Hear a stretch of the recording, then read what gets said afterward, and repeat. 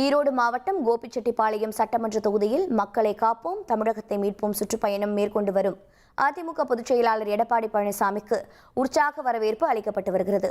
இது பற்றிய கூடுதல் தகவலை செய்தியாளர் சதாசிவம் வழங்கிட கேட்கலாம். சதாசிவம் வணக்கம். முன்னாள் எம்எல்ஏ செங்கோட்டையின் தொகுதியாக கோபி தொகுதி பார்க்கப்படுகிறது. அவர் தற்போது தாவேகாவில் இணைந்திருக்கிறார். இந்த நிலையில் அதிமுக பொதுச் செயலாளர் அங்கு வருகை புரிந்திருக்கிறார். மக்களின் ஆரவாரம் எப்படி இருக்கிறது? மேலும் தகவல்களை பதிவு பண்ணுங்க. வணக்கம். நிச்சயமாக, அதாவது நீங்க சொன்னது போல கோபி சட்டமன்ற தொகுதி பொறுத்த வரைக்கும் பார்த்தோம்னால் 9 முறை சட்டமன்ற தொகுதி எம்எல்ஏவாக இருந்த மாபெரும் அதிமுக மூத்த தலைவராக அறியப்பட்ட செங்கோட்டையின் கோட்டையாக காணப்பட்டது.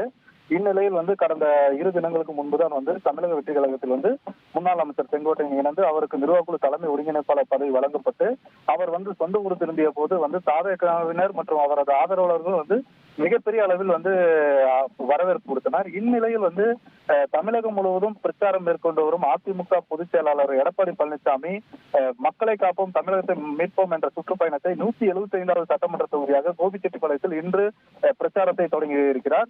இந்த பிரச்சாரத்தை அதாவது செங்கோட்டையின் கோட்டை என்று சொல்லப்படும் நிலையில் அதில் அப்படி இல்லை, அப்படி மெய்ப்பிக்கும் நிலையில் மிகப்பெரிய பிரம்மாண்ட வரவேற்பை பொதுச் செயலாளர் எடப்பாடி பழனிசாமிக்கு கொடுக்க வேண்டும் என அதிமுக தற்போது மாவட்ட பொறுப்பாளராக நியமிக்கப்பட்டுள்ள மேட்டுப்பாளையம் எம்எல்ஏ செல்லூராஜ் மிகப்பெரிய அளவில் பிரம்மாண்ட வரவேற்பு கொடுப்பதற்காகவும், அதே போல வேலுமணி மற்றும் கே பி முனுசாமி ஆகியோர் இணைந்து எடப்பாடி பழனிசாமிக்கு மிகப்பெரிய வரவேற்பு கொடுக்கும் வகையில் கேரள மாநிலத்திலிருந்து சண்டை மேளங்களும், அதே போல கிராமிய நடனங்களும், அதே போல வள்ளி கும்மி ஆட்டம் எனப்படும் வள்ளி கும்மியமும் போன்ற பல்வேறு கலைகளை வைத்து முன்னாள் அமைச்சர் செங்கோட்டையனுக்கு வரவேற்பு கொடுத்து வருகின்றன. குறிப்பாக இந்த நடக்கக்கூடிய சுற்றுப்பயணம் என்பது மற்ற சட்டமன்ற தொகுதிகளை காட்டிலும் சற்று கூடுதலாக அதிமுக நிர்வாகிகள் மற்றும் தொண்டர்கள் மற்றும் பொதுமக்கள் எழுச்சி அதிக அளவில் காணப்படுகிறது. குறிப்பாக ஈரோடு சக்தி செல்லும் சாலையில் கோபிச்செட்டிப்பாளையம் பகுதியில் 2 நுழைவாயில் பகுதி உள்ளது.